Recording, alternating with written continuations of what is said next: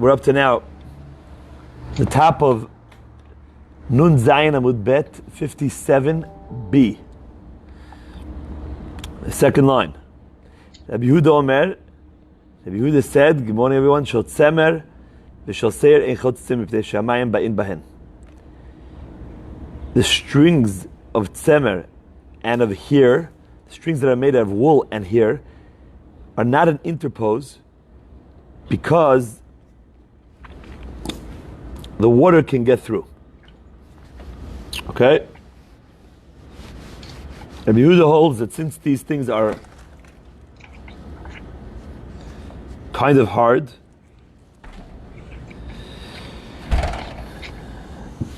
thank you very much. Thank you so much. Therefore, when they're trying to attach themselves to,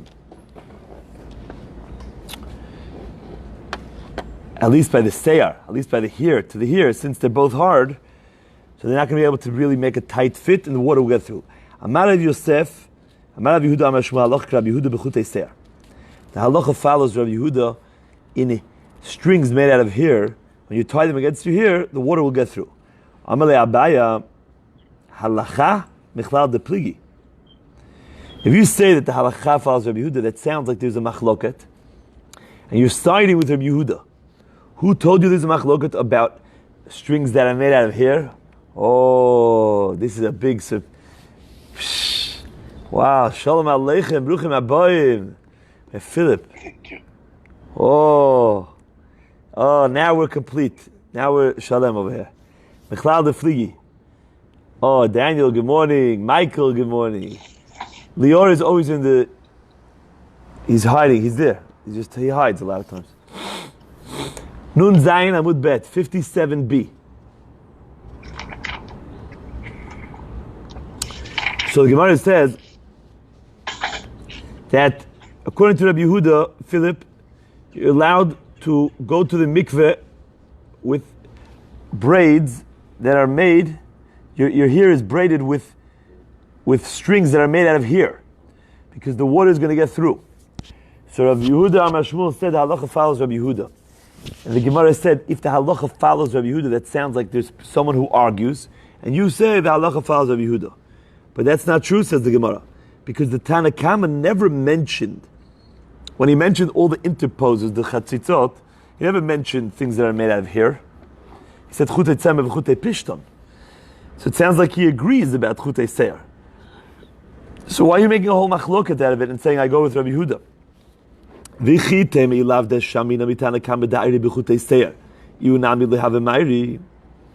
you say, well, if the Tana Kama would not have been speaking about chutei seir, even though he didn't mention them, even though he did not mention them, it's true.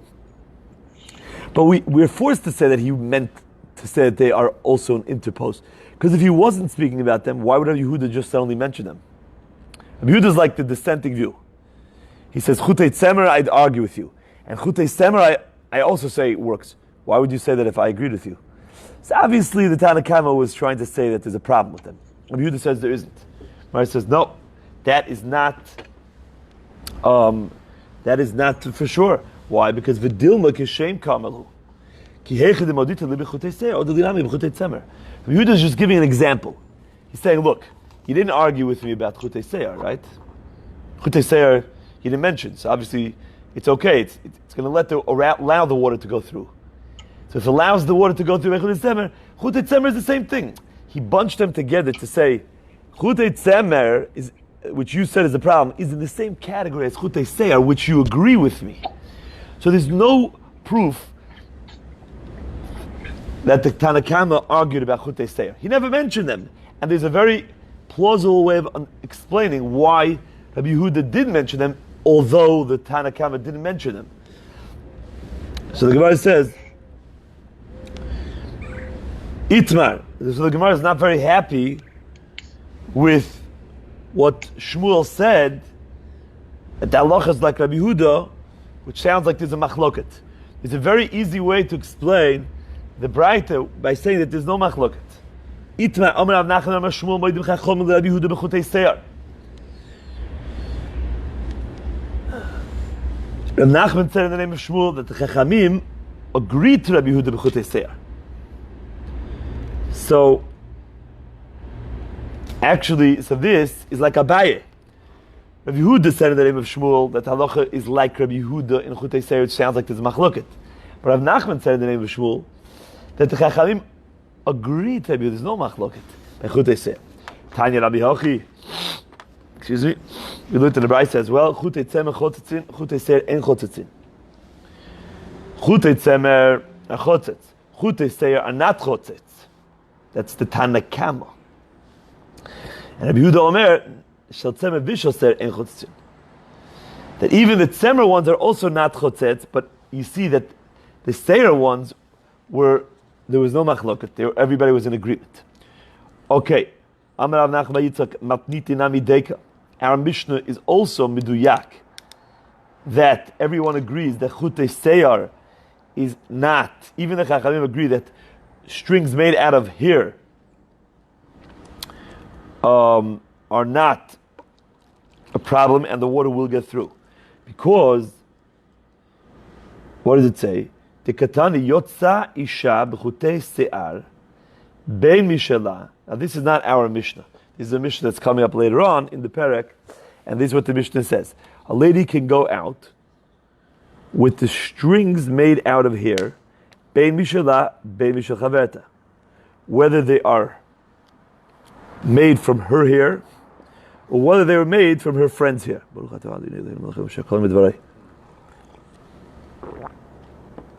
Now, that is clearly saying that she's never going to take them off for the tevilah.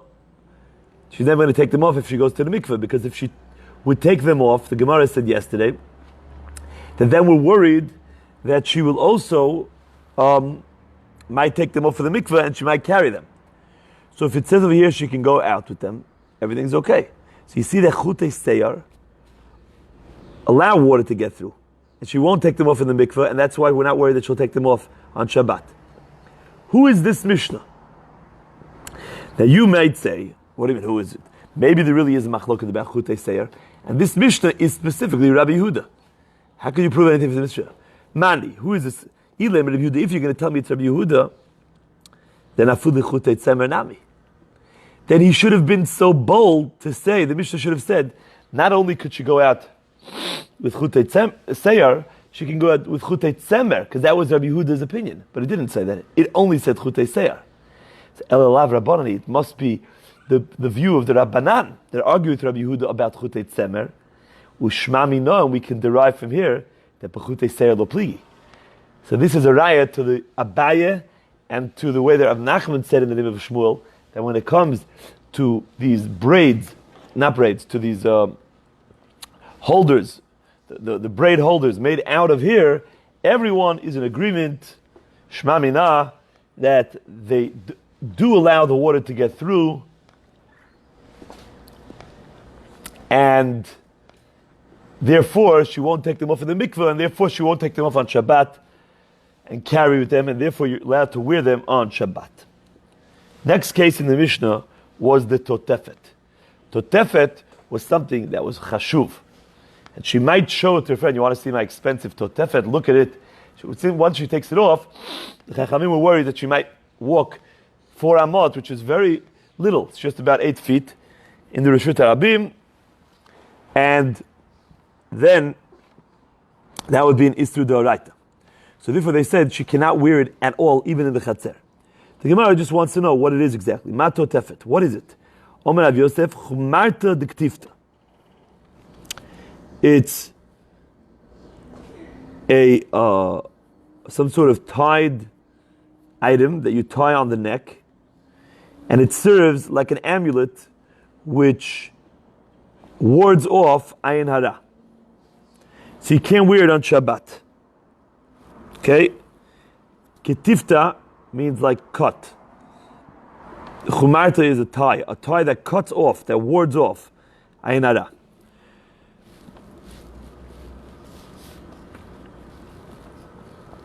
Okay, so the Gemara says, Abaye, so Abaye told Rav Yosef, he always tells Rav Yosef, right? Many times in Shabbat and all over Shas, he was his Talmud. Abaye and Rava learned by Rav Yosef. Teheve kikamea mumche v'tishteri. The Gemara says later on that a sick person is allowed to go out with an amulet that was prepared by a professional. Okay? Or if it's a known amulet, that this type of amulet works, even if it was prepared by someone who wasn't a professional, but everybody knows that this is a good one. So Abai is asking Rav Yosef, this chumarta, the ktifta, this totefet, everyone knows it works. And if everyone knows it works, let it be like a kameh, an amulet that's prepared by a mumche or that's known. V'tishu, let it be mutar. So he doesn't like this answer. Elo Amar Rav Yehuda mishmei de Abaye. So Rav Yehuda said in the name of Abaye, apuzainu. This is actually a forehead ornament, which the ladies would wear on their forehead. Okay, we'll soon see exactly what it was. This was actually bothering me. Rav Yehuda was a Talmud of Shmuel and Rav. Why was he saying things in the name of Abaye? Even if he lived with Abaye, he was way older than Abaye. Why is he saying over in the name of Abaye? So others say that it's Abaye in the name of Rabbi Yehuda. And some say it's Mar Yehuda. Mar Yehuda was a different person, not Rav Yehuda. Okay, anyways, so this is the totefet, not that Ayin Hara thing, but rather an ornament that went around her forehead. Tanya Namihochi Yoitze Isha B'Svocha Hamuzhevet. A lady could go out with a svacha, which is the head covering, even if it is adorned with strands and little strands of gold, because she's not going to take it off, because then her hair will be uncovered. Or with the totefet and the savitin that were attached to the head covering, because she doesn't want to reveal her hair. So we see from this braita that the totefet was some sort of item that got attached to the head covering, and it was an ornament, and it was near the head covering. That would make sense if you said it was the apuzainu, which was something over here. So it was some sort of thing that was put over here, and sometimes it was attached to the head covering on top of it. But if it doesn't work with the first pshat that we said, it was something that you tied on the neck to ward off Ayin Hara. So this is a proof to the second pshat that we said. Okay. So now, what exactly is it? Ezu totefet ve'ezu savitin. The Mishnah mentioned two types of ornaments, totefet and savitin. Amar Rabbi Avo, totefet amukefet la, me'ozen le'ozen. It was surrounded from ear to ear. It was like the tzitz in the Beit HaMikdash. It was a very nice ornament around her forehead. I don't know if it covered the whole forehead, but it was some sort of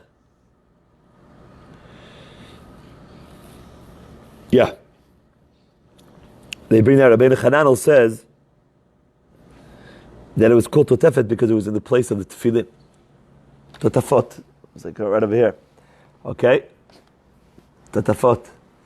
So, in Savitin is Hamagin lo ad l'chayel. There was these like some sort of ornament that they wrapped around their head, and the ends of it would hang down till her cheeks on both sides. And these are things that if they're not attached to the svacha, a lady might take off and show it to her friends. Amar Rav Huna niot osinotan shalmine tzivonin. The poor girls would make them out of all sorts of, colored woven strings, because they were cheap. Ashirot, and the wealthy girls, osinotan shel kesef v'shel zahav, would make them out of silver and gold. Now, this is not just telling you what happened. This is not a historic lesson over here. The Gemara is teaching you halacha. What's the halacha the Gemara is teaching you? So the Ritva says that what the Gemara is teaching you is as follows: that a wealthy girl is allowed to go out on Shabbat with the ones that the poor girls would make. Because she would be embarrassed to take them off and show, you want to see my latest woven, colorful things. It's not choshev by her. So even if she wants it for a little bit of a nice look, she's not going to show them off. And therefore, fine. There are others, Tosfos Rosh, it's just the opposite. That since for one group, one category, it was considered chashuv, so the Chacham had to prohibit it for the poor girls to wear, because they might show it to the other poor girls, compare. So therefore they already prohibited it entirely. And they just said it's usher, they didn't differentiate. They just said this is usher, and therefore even if you're wealthy, and you would never, if you were wearing that, you would never show it off to your friends, it's already asur because the poor girls have a problem with it, so they already just prohibit it. So it's a machlokes rishonim, mamash the opposite way, what the halacha is, and what the Gemara is trying to teach you with this. Okay, the next case in the Mishnah was the kavul. What is the kavul? The lo kavul. Yaakov, would I be able to bother you to bring me some tissues, please? Sorry, you're such a tzaddik. You always get me everything I need. Thank you. So, what is this kavul? This kavul was an amazing thing that the Chachamim said. This kavul, you hear this, Philip, is only asur in Reshut Harabim. All the other ornaments that we spoke about, they were asur even in the chatzer, where you're allowed to carry things. The Chachamim said, don't put them on the whole Shabbat, even in the place where you're allowed to carry. Why? Because if you do, you'll end up just wearing them, and then you'll end up walking to the Reshut Harabim, and there we're worried that you might take them off to show them, and you'll carry it for 4 amot. But there was one item here called the kavul that they allowed a lady to wear in the chatzer. And the only place that they made an isur, prohibition, to wear it, was actually in the Reshut Harabim. So what is it? Amar Rabbi Yanai, kavul ze en yodea ma'u. I'm not sure exactly what it is. Okay? Because there were 2 things in those days that were called kavul. And he wasn't sure what the Mishnah was referring to. Oh, wow. Thank you. So the Gemara said, so he said like this. Just a second, sorry.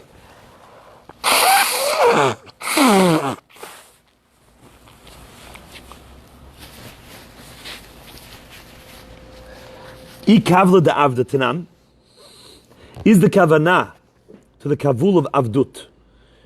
What is kavul of avdut? The slavery seal. There was a seal that they placed on the clothing of a eved to show that he belonged to this master, to show that he was a slave. So we're going to learn all about this soon.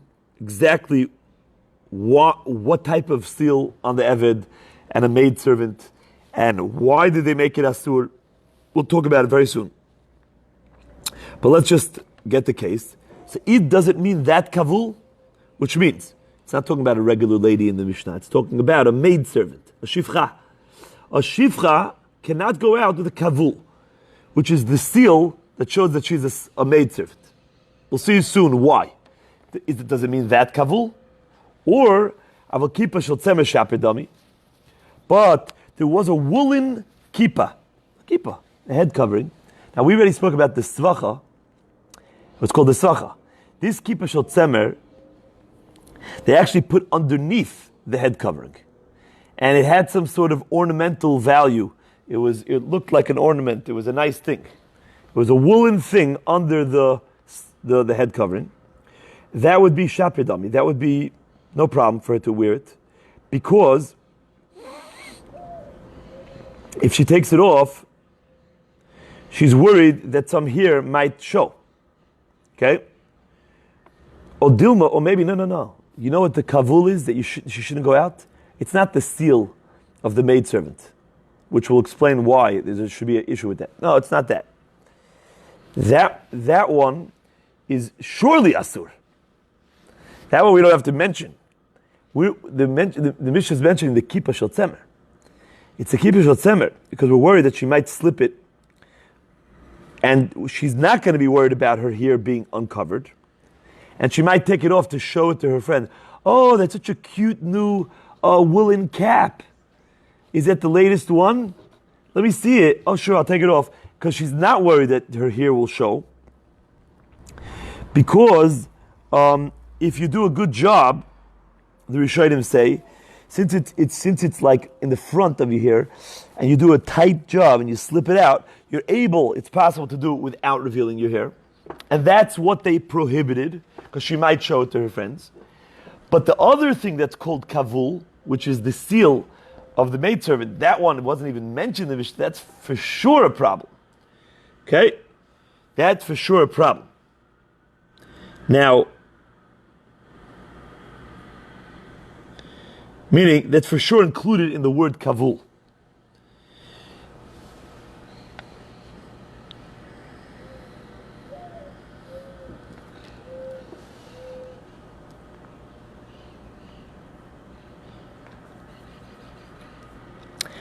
Now, I just want to mention a very important Tosafot over here. I think it has to be mentioned.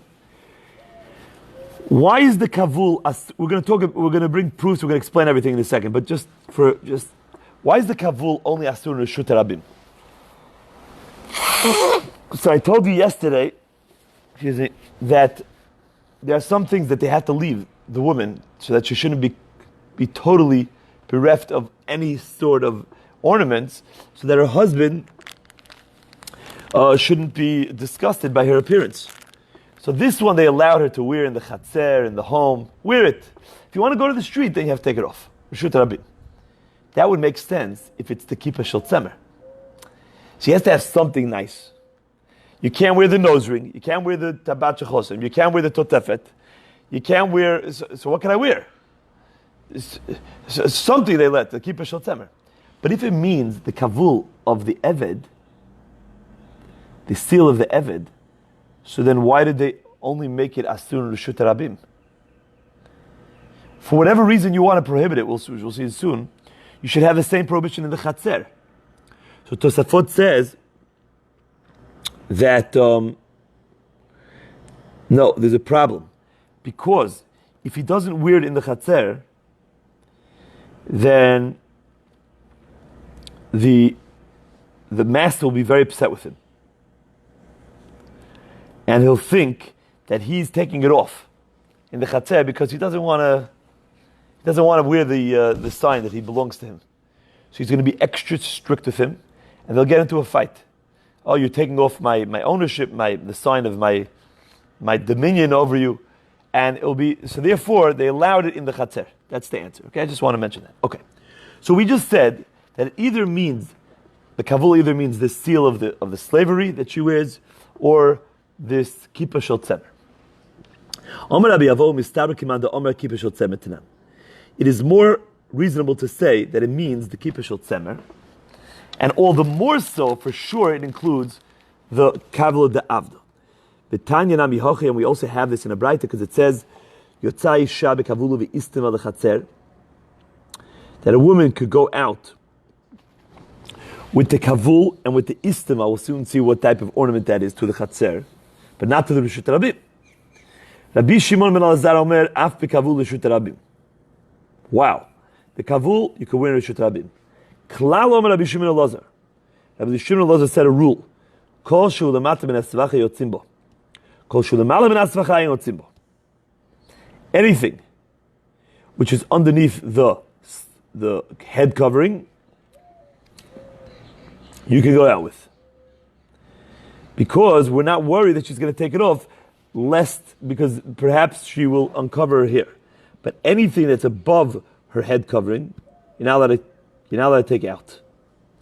So you see that Rabbi Shimon Elazar allows the kavul to be worn in the reshut rabim, and the reason why he says is because it's worn underneath the head covering. So we see that he is referring to the kavul as the kippah shel tzemer. So from this braita we see that now our mission is not going like Rabbi Shimon Elazar. Our mission is prohibiting it, but we see that the kavul that's being mentioned, that Rabbi Shimon Elazar is allowing you to wear it in Shut Rabim, and the Tanakama, which is like our Mishnah, only allowed you to wear it in the Chatzer, is the Kippah Shel Tzemer. So therefore, we have a proof that that's what we're speaking about in the Mishnah, and Kol Shekain, it's including the other thing that's called Kavul, and we don't even know why yet. We're going to talk about that right now. The Kavul Shel Avda, the seal of the slave. Now, the second thing that was mentioned in the Brisa was Istima. My Istima, Amar Abavo, Bizyoneh. Ma Bizyoneh, what is Bizyoneh? Amar Abai, Amar Ab, Kalya Peruche. It's this little shawl that a lady ties some of the hair that sticks out after she braids her hair and covers it. There was still some hair after you braid it, just like, like, I forgot what they call them, like, stuff that still sticks out. So she would use this cloth to cover that hair as well. And it was called Kalya Peruche. Kalya means stops. Peruche, those that flying out. The extra hairs that the braid and the other things weren't able to cover, she would use this to cover it. Now you're not allowed to now you can't go out with that to Reshut Rabim. Why not? Because we're worried that she would show that one off to her friends. Okay? Now, why would she show that to her friends? Isn't she uncovering that extra little hair? Those little feathery hairs that wouldn't get caught in the braid? So you see from here, the Rishonim say that that type of hair does not have to be covered by a woman. Okay?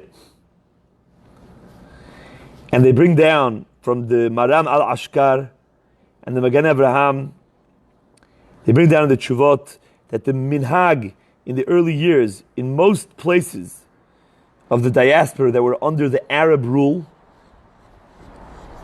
and the Rajva said so as well, people did not have to cover those hairs. But since it became the minhag that they started covering those hairs, so many poskim say that therefore it's now asur. And the Magen Avraham brings down from the Zohar that he was very machmir, that no hair at all should be seen from the woman. And he brings down that that's the proper way to be noheg, even if there's other shitot. And the Chatam Sofer brings down that in our lands, the minhag is widespread, according to the Zohar, to be extra careful. And therefore the minhag already can uproot the halacha. So even though the halacha originally was that you could show them, but now that the minhag is that we don't show any hair, so now it becomes totally asur according to the Chatam Sofer.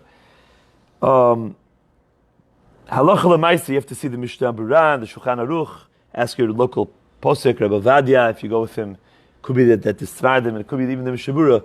He holds that it's okay. And you have to know exactly what these hairs are. Sometimes on the neck is these extra hairs. Extra over here also. There might not be a problem. Okay. But the things that covered them, you can't wait to do Shut Rabim, because precisely for that reason, she might show them off. Tanu Rabbanan, Shlosha Dvarim Nemru Be'istima. There were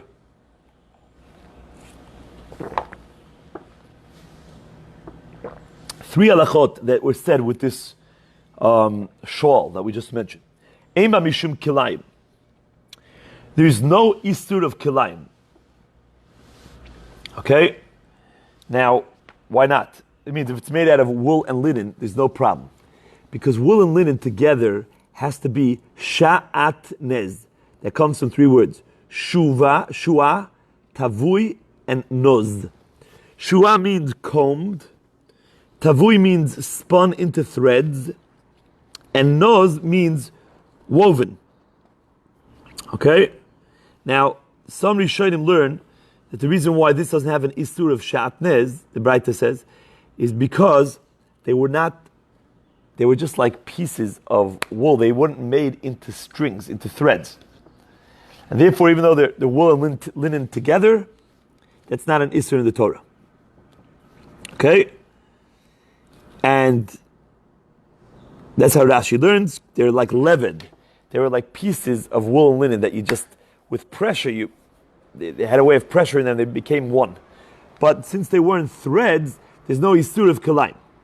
The Eina mitama b'negaim, there's also no Tuma of Tzarat on these types of clothing, because the Torah also teaches that the only clothing that contracts the Tuma of leprosy in the Torah of Tzarat are only from threads that were spun.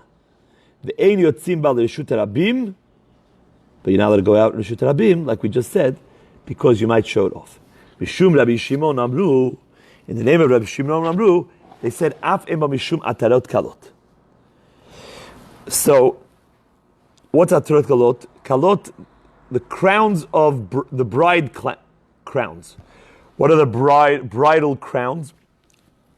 They used to wear these crowns. The Chatan would wear crowns. The Kala would wear crowns. And they would have like a beautiful golden city around the crown. Excuse me. So, once Titus destroyed Yerushalayim, the Chachamim said, in order to mourn Jerusalem, that they cannot walk out. The Kala would go out. That was the minhag. She can't wear these anymore. Okay?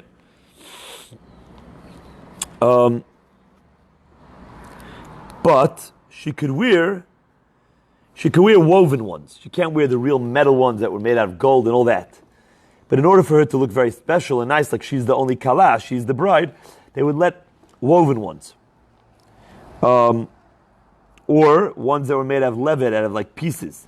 So, the Kala, that's what it's saying over here, Ein ba mishum atarot kalot, there's no Isur for her to wear these, because they weren't made out of metal, and she was allowed to wear these.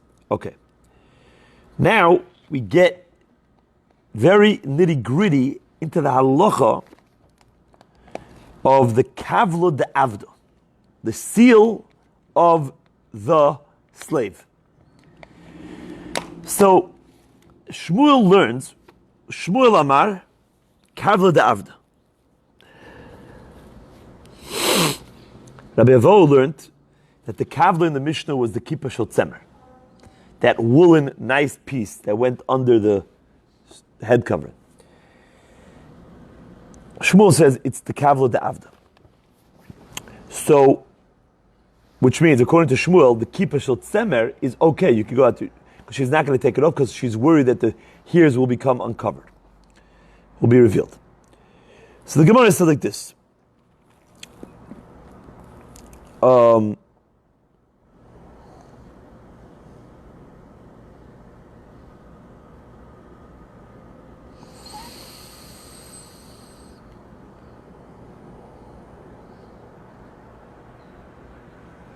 By the way, that's exactly like Rabbi Shimon and Lazar. Rabbi Shimon and Lazar, remember he said she could take it? Remember we just had Rabbi Shimon and Lazar in the Braita, what did he say? Kol shu l'mata min hasvacha yotzim bo. Anything underneath the head covering, go out. That's what Shmuel is saying. The Mishnah is prohibiting only the kavla shel avda, but the kippah shel tzemer is okay to go out. So Shmuel is going to understand our Mishnah like the Braita, like Rabbi Shimon and Lazar. Rabbi Avo will say that our Mishnah goes like the Tana Kama that argues with Rabbi Shimon and Lazar. Okay, but now we're going to get into the Easter of Kavlo de Avda. Get used to that word. Kavlo de Avda means the seal of the slave. Why in the world can you not wear that in Reshut Harabim? And which seal exactly? Made out of what? And where is it placed? All the details and what the reason is, we have to understand. So first, the way the Gemara brings it down is like this. Umi amar Shmuel hachi. Did Shmuel ever say that the kavul in our Mishnah is really the kavul de avda? The amar Shmuel yotzei ave b'chotam shebitzavaro avlo b'chotam shebichsuto. Shmuel said that the Eved is allowed to go with the seal that's made out of mortar, and it was placed on his neck. Because since it's a junky piece of mortar, even if it breaks, He's not going to, it's garbage. He's not going to bring it back to the Adon. He's not going to carry it. But we're going to see soon that if it's made out of metal, it will be a problem. Okay? And even the one that's made out of mortar, that's only on the neck where it's not an issue. But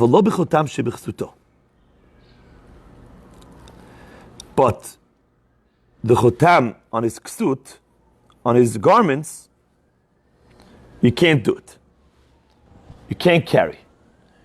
So you see clearly that now, so you see here that Shmuel is allowing you to wear the chotam of the Eved on your neck. And the Mishnah said that you're not allowed to. Shmuel is saying that the Mishnah is talking about the chotam of the Eved. So you might want to say, so you see clearly, it's a steer. Shmuel said that the Mishnah prohibits the kavod avda. And here he allows it. So what are you going to tell me? The answer is, no, but there's one that he didn't allow. Maybe that's the Mishnah one. The one on the ktsut is the one that he doesn't allow. The one on the...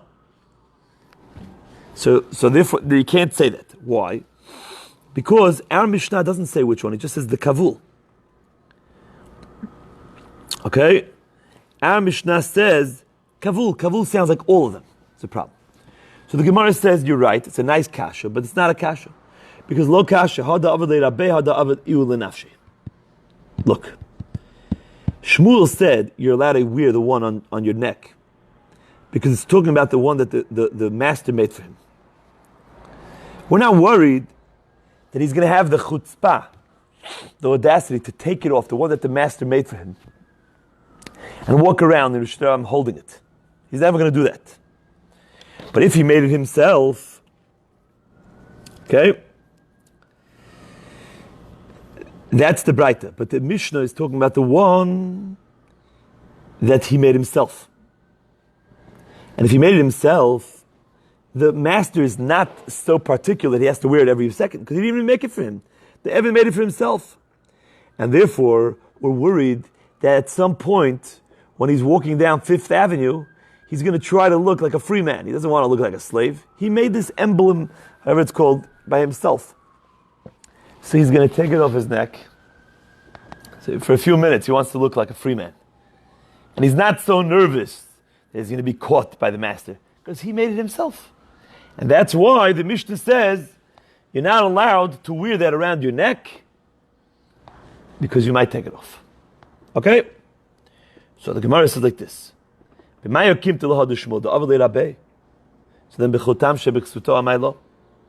now the Braita that said you're allowed to wear it on your neck was because that's the one that the owner made. And you're not going to touch that one. You're not going to take that off. You're too scared. So why did the Braita say then that the one that's on your ksut is a problem? Why can't you wear that one? You're also scared to take it off. If the Braita is speaking about what the master made, then the slave has fear to remove that one. So why would it make a difference if it's on your neck or on the ksut? So the Gemara says, Dilma mifsiku metat. Because the problem is that we're worried that it might come off and break. So therefore, what's he going to do?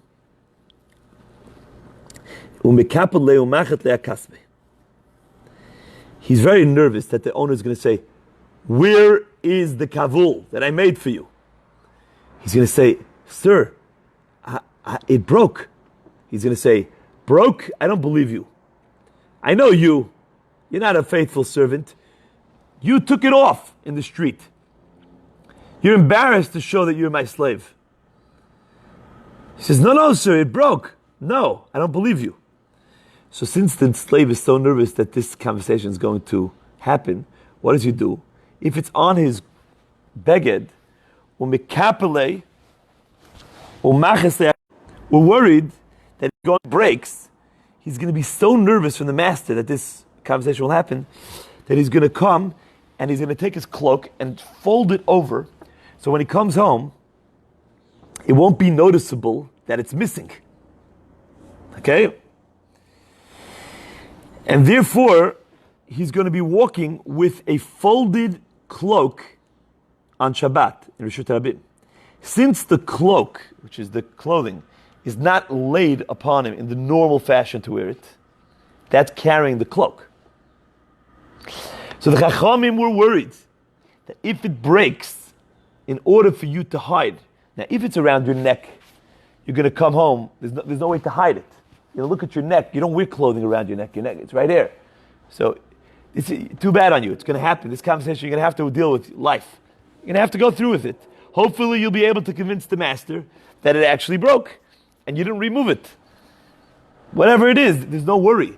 But if it's on your beged, then you're hoping that he won't notice it because you'll be wearing it like, kind of folded over. And therefore you'll end up carrying. If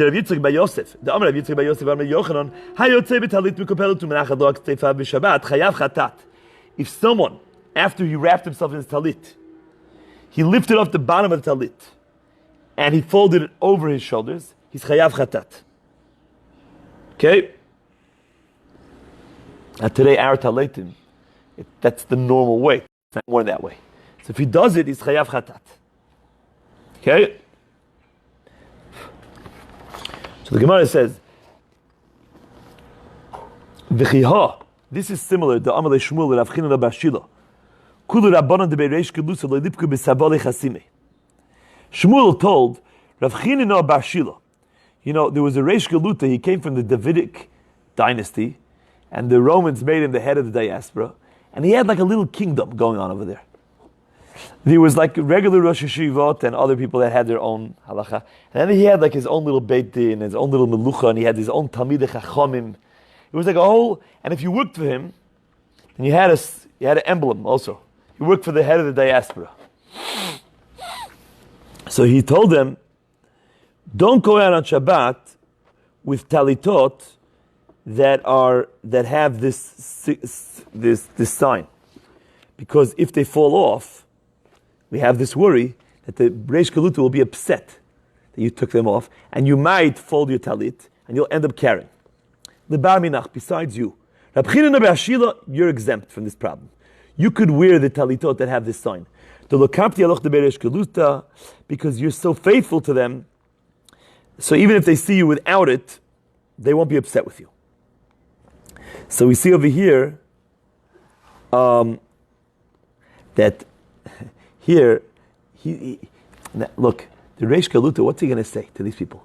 Oh, you took off the sign? That sign was actually a very honorable, it was like a very fancy thing. You work for the Reish Galuta. And even that, he was worried that there might be a chash of some conversation, that he might be embarrassed and he might want to fold his talit over it. So kal v'chomer, a slave, where he really was nervous, because there's really a good reason for him to take it off, so he can look like a free man, for sure, there's a problem that he might fold his talit and end up carrying. Gufa amar Shmuel yotzei ave b'choisam shebetzavari, avaloi b'choisam shebechsuto.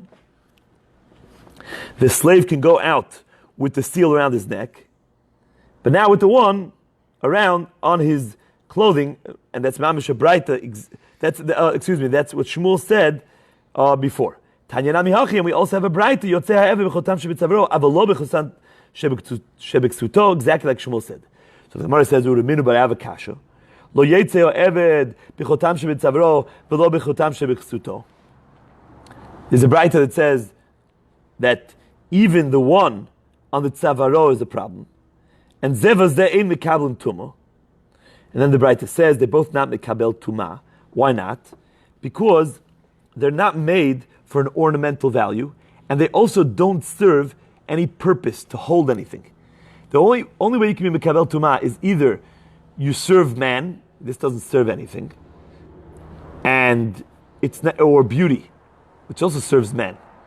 Either you serve man, or it's a beauty for, right? But this is not beautiful. This is a disgrace that you're a slave. And he cannot go out with the bell around his neck, the slave. But the bell that was placed on his clothing, which was an ornamental thing, that he can carry. Zevazeh, and both type of bells, mikablin tuma, are ornamental, and therefore they're mikabel tuma. The animal can't go out with the seal on her neck because that's the way they brought her out to be sold, and people will think you're going to sell it. Or the seal that was placed on her clothing. Sometimes they put some sort of clothing on the horses so that their bodies don't get dirty. Or the bells on her clothing or on her neck, because they used to, again, it looked like you were taking your animal to be sold. So you can't do that on Shabbat. Zeh, both of them ain't mikablin tuma, because there's no such a thing as being mikabel tuma when you are an ornament for an animal and not for a human. But anyways, the kasha is from the first halakha. The first halakha says that an eved is not allowed to go out to the shutabim even with the chotam around his neck. That's not what Shmuel said. So the Gemara says, let us try to answer up that if his rabbi made it for him, his master made it for him, then that's not a problem, because he's not going to take it off. He's worried. But if he made it himself, then we're worried that even around your neck, you might take it off. So the Gemara says, no. Both the Braita and Shmuel is talking about the master made it to him.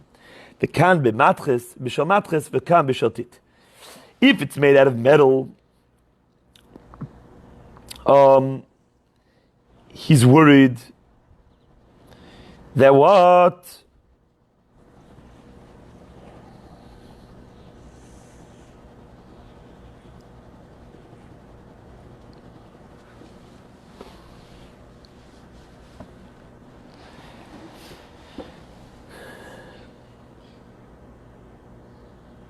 We're worried that if it falls, he's going to pick it up, because it's a nice piece of metal. The owners wants it back. Okay? It's not going to break, and therefore he's going to bring it back. But the first Braita, which was like Shmuel, that allowed him to go out with the one around his neck, is bishaltit, is made out of mortar, and its broken pieces have no value at all, and therefore he's not going to bring them back to the Adon, and that's why he can carry them.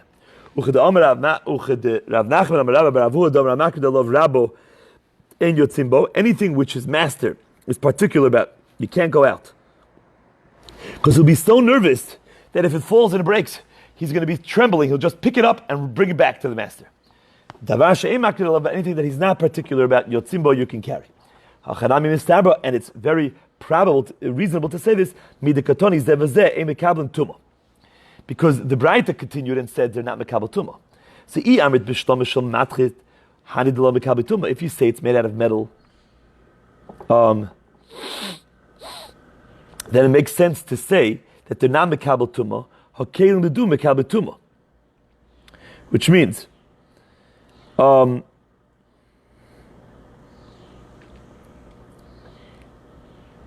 seals that are made out of metal are not mekabel tumah.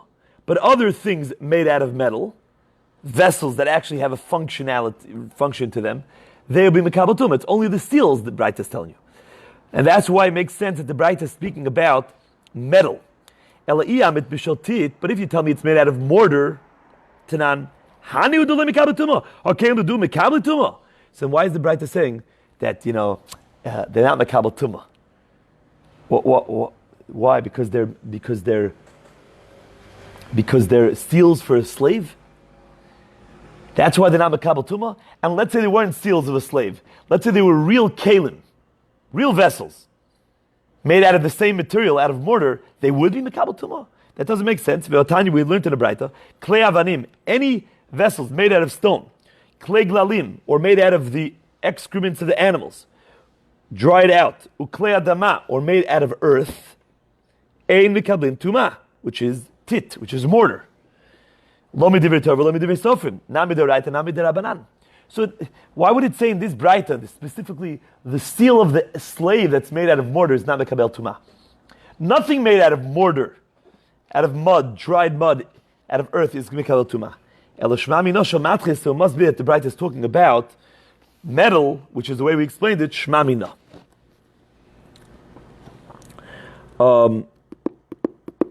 I know we're an amud behind.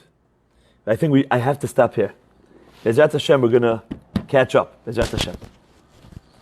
Have a very good day, everybody. Torah day, Hashem day, David Boludut. Make a lot of money and be safe and eat family.